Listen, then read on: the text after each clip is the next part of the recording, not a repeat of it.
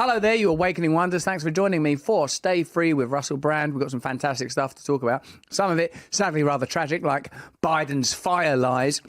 The personalising convivial anecdotes that he shared with those grief-stricken Hawaiians turned out not even to be true. They were insensitive domestic fires at best that he was sharing about, and it turns out that they're probably not even true stories. Here to unpack all that with me is Gareth Roy. Hello, Gareth. Are you all right?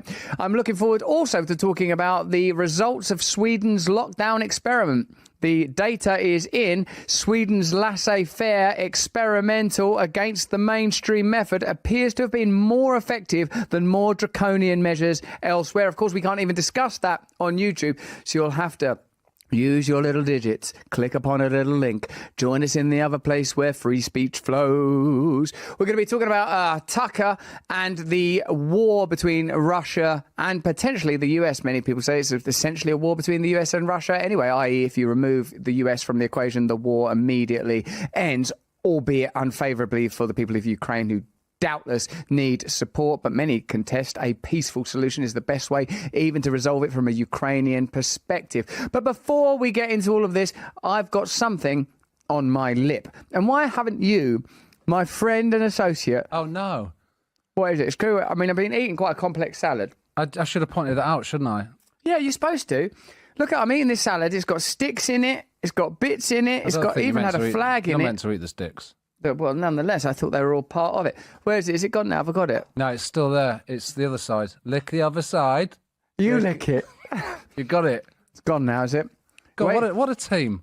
Nice, guys. It appeared up on the screen. You've got something wrong with your lips, mate. Here, something up with your boat race.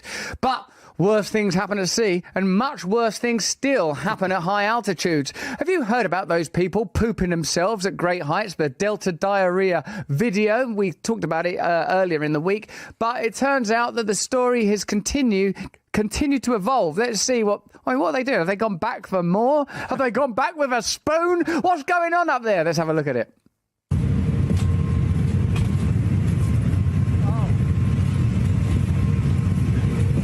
Well, he got a lot of poop about the place. There was a lot. Is some of it covered by blankets? By blankets, and some of it isn't. I think the blankets are there to mitigate the damage, to conceal it, to mask it. Those blankets is about as good as the measures offered by the Biden administration to the Hawaii fire. Here, have some blankets.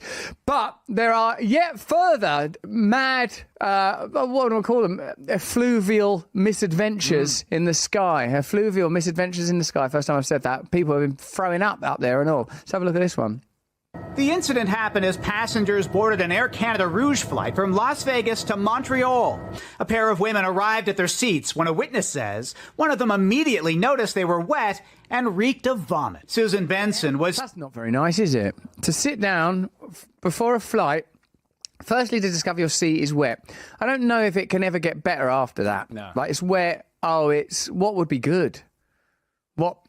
I mean, unless it's something dispensed from your own anatomy as a result of extreme ecstasy and pleasure, I wouldn't part with it. And even in those cases, a little bit later, I sometimes think, that's enough of that now, and I move elsewhere. That's right. Put a blanket down or something. Put a blanket on that. That's a little Delta blanket. Make myself a little Delta pathway to the lavatory. Think about myself.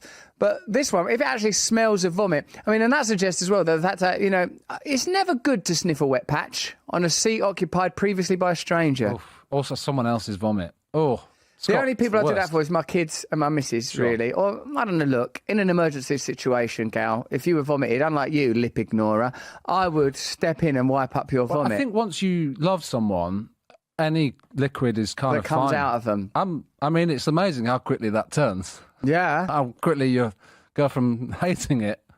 So, what are you talking about? Body fluids I'm saying this. It quickly. Are you a pervert? Saying it can quite easily become the very opposite, can't it? Yes, of course it can. It's contextual. Right. There are some things that you just don't want except at body temperature and in the moment. Let's have a look what's going on in the vomity airways. Seated behind the women who called over a flight attendant and were told someone... Called over a... It's weird, isn't it? Because this is just an anecdote you would tell each other. Yes. And it's sort of on the news. It's extraordinary. In a minute, of course, we're going to be talking about the mishandling of the Maui fires, Biden's deception in handling that. We're going to be talking about Tucker's assertion that the Russian war will become a hot war. So much to talk about, so much important news, but for a moment, let's see why everyone keeps throwing up. had been sick on a previous flight, but the seats were left soiled overnight and not cleaned until the next day. In a widely shared post on Soiled overnight and not cleaned the next day. I've got a wild conspiracy theory. Go on. Mask mandates.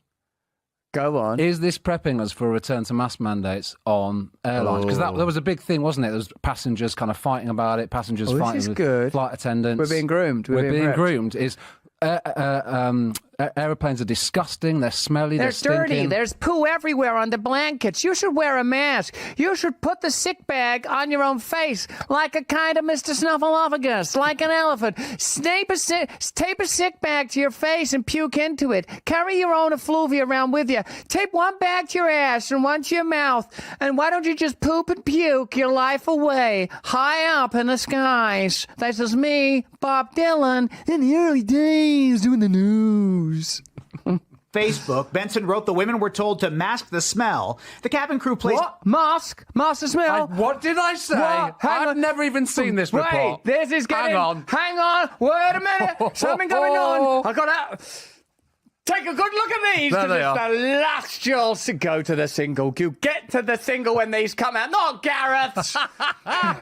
You won't be seeing these again unless you are an awakened wonder, in which case you'll be seeing them whenever you want. Have you become an awakened wonder yet? If you're watching us on Rumble, press the red button on the bottom of your screen. Join locals. Join the chat. If you're watching us on YouTube, we're just going to be doing this groundbreaking, revelatory, discursive for a matter of moments more before we disappear into the home of free speech. Let's just let this guy run himself down. coffee grinds in the seat pouch and sprayed perfume.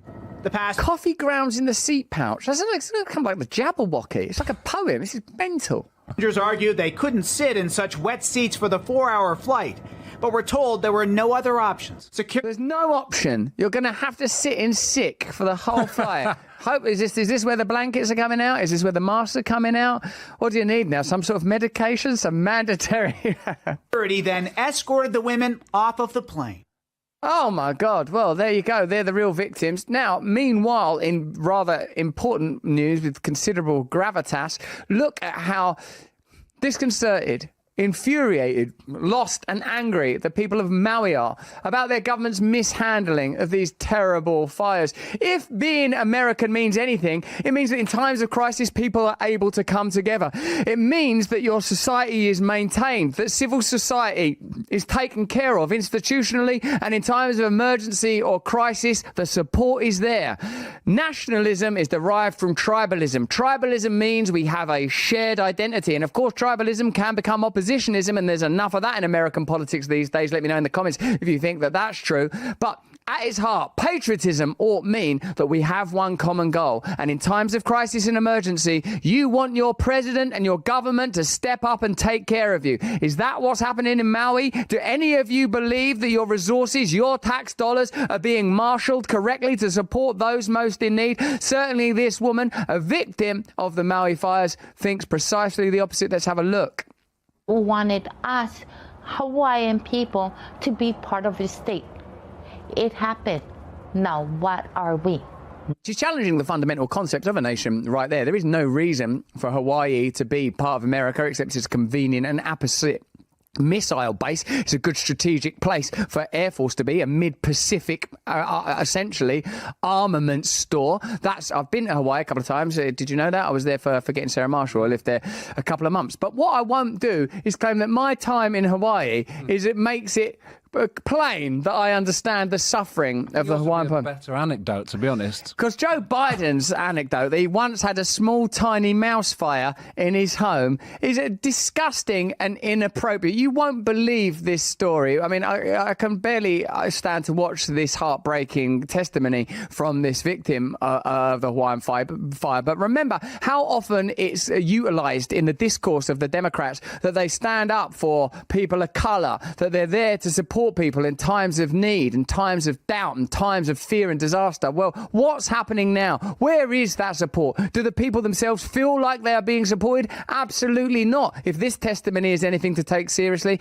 then I would suggest that you do take it seriously. What Joe Biden offers instead are insensitive, crass, and apparently untrue anecdotes about his own minute experiences of fire that amount to a 20-minute conflagration in his front room that barely scorched his cat. He claims that qualifies him to share in sympathy with the victims of these disasters that have probably been caused by institutional inefficiency and neglect. If many stories are to be believed, the electrical companies out there didn't tend the grounds around their electrical equipment, and it possibly exacerbated or even caused that fire. We've covered that story elsewhere in our content. By BlackRock and Vanguard. BlackRock and Vanguard. That company, that electrical company. Can you believe that? Can you believe that the profiteering and the globalist agenda reaches into almost every story? Have you noticed that? Here's the way that Joe Biden tried to identify with the Hawaiian people. Here he is rapping in front of a ukulele, saying things that are apparently at best half true.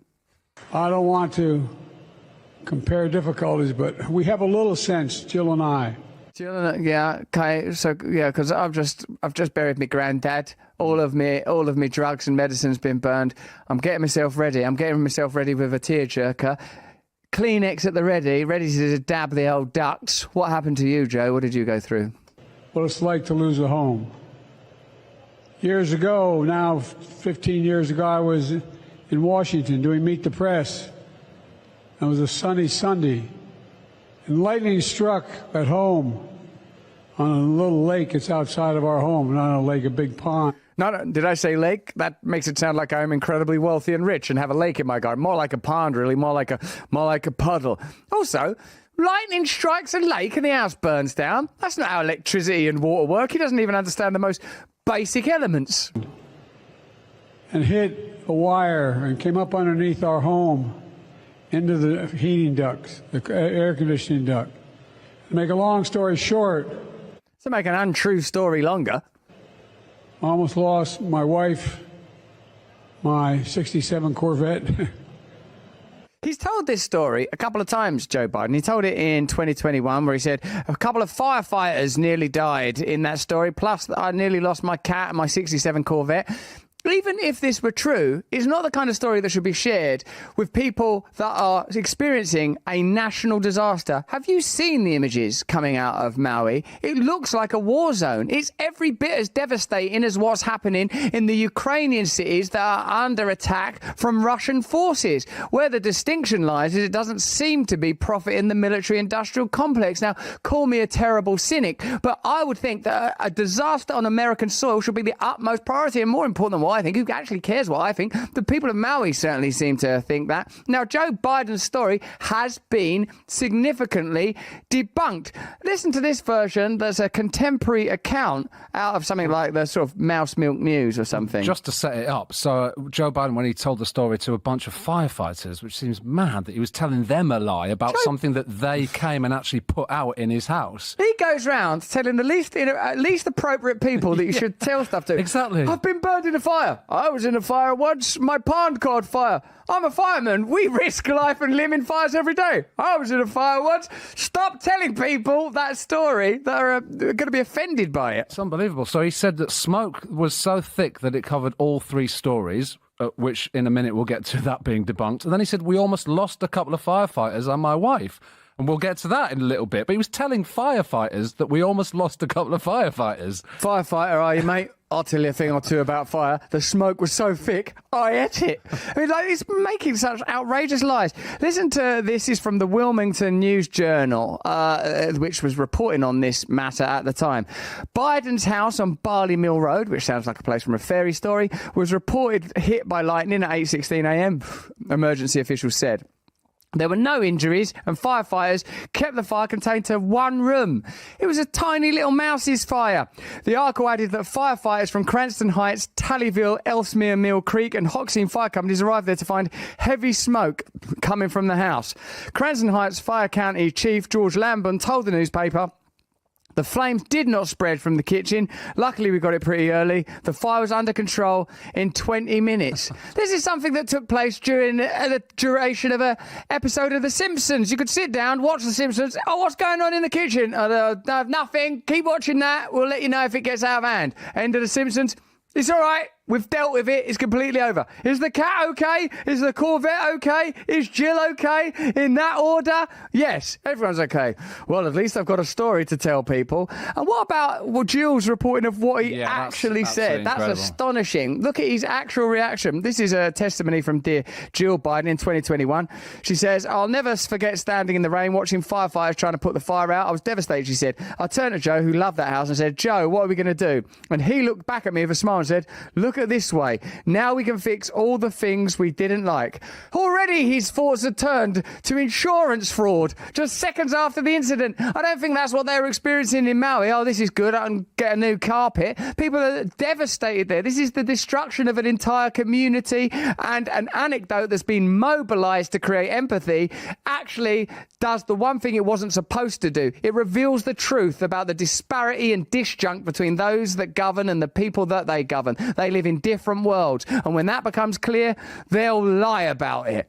Yeah, I mean, amazing. The lack of funding that those people have received. I think there's a lot of Maui residents that say they haven't even received that funding yet. And what they get from their president is not the funding that they require, the assistance, the help that they require, but it's a story that is kind of, well, massively embellished for a start, adding full-on insult to injury. Hey, listen, if you're watching this on YouTube, click the link in your description because I want to talk about Tucker's recent claims. Of all the many Tucker stories we could be covering, we'll cover Tucker's predictions that the US and Russia will be at war within a year. Click the link in your description and join us over there right now.